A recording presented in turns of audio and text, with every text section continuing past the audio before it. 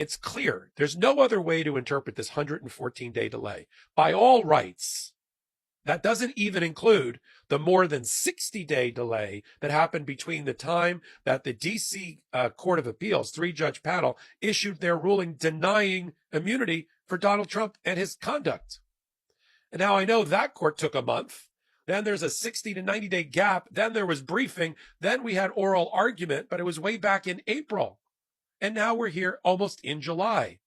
The Supreme Court can issue rulings quicker if they want to, and it's obvious that it's being hung up now. Sure, it's an important decision. It has not only constitutional import, it has legacy and history that it has to align with. And so I'm sure there are a number of what appears to be a dissent, a concurrence, a majority opinion, multiple majority opinions that are all being circulated as there's a vote lobbying going on to see who can get and who can count to five votes to issue one of these orders. I get it. But the tortoise-like pace at which the MAGA Supreme Court is moving and foot dragging is obviously to benefit Donald Trump. They don't want this decision to land to impact this particular election. It is obvious. And they're also holding, talk about retentive, they're also holding another decision, which likely will be dropped the same day. That decision is whether Donald Trump and 300 other Jan 6 insurrectionists were properly charged with the crime of obstruction of an official proceeding because they interfered with the counting and the certification of electoral votes on Jan 6th.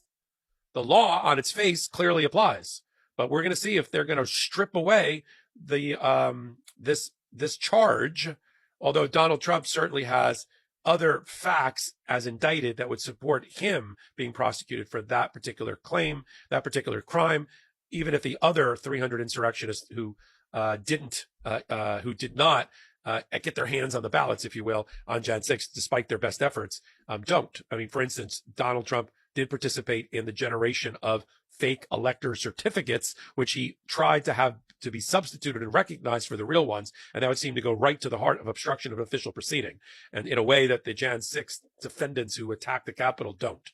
So, but those two decisions are going to come out. Now, they always find a way to benefit Donald Trump also in timing.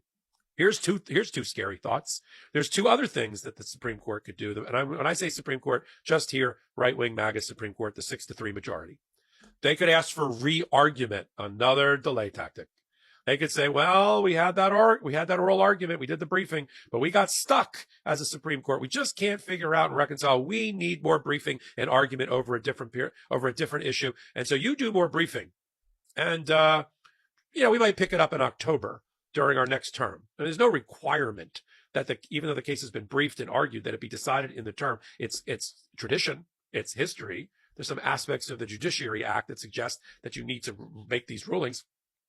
But courts don't respect terms at all at the lower level. You can wait 4 months, 6 months, 2 years, 3 years on a decision. So they could ask for re-argument. They could post it to re-argument, set out a mini briefing schedule about another issue that popped into their head. And this thing is now off and running until the October term, the new term that starts in October, the first Monday in October.